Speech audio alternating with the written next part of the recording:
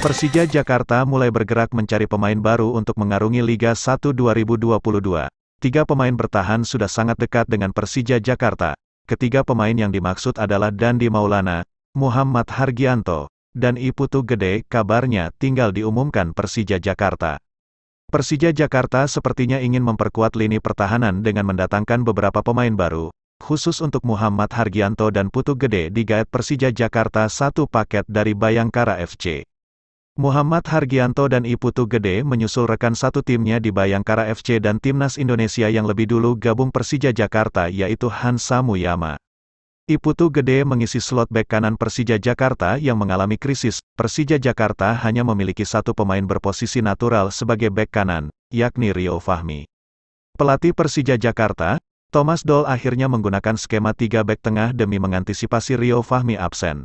Kemungkinan Persija Jakarta akan melepas satu gelandang bertahannya pada bursa transfer paruh musim Liga 1 2022.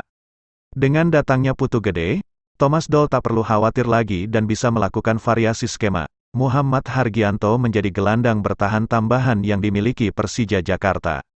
Sedangkan gelandang bertahan yang posisinya terancam di Persija Jakarta adalah Reski Fandi, Hanif Syahbandi, dan Tony Sucipto. Patut dinantikan siapakah yang menjadi tumbal Muhammad Hargianto jika benar bergabung Persija Jakarta. Bek tengah Dandi Maulana sudah pamit dari klub yang diperkuatnya musim ini yaitu Persebaya Surabaya. Karena sudah angkat kaki dari Persebaya Surabaya, Dandi Maulana tinggal diresmikan oleh Persija Jakarta. Dandi Maulana kemungkinan menjadi bek tengah pelapis di Persija Jakarta, mengingat Persija Jakarta memiliki segudang bek tengah berpengalaman seperti Ondrej Kudela, Ryuji Utomo, Hansa Muyama, Muhammad Ferrari, Otavio Dutra, dan Maman Abdurrahman.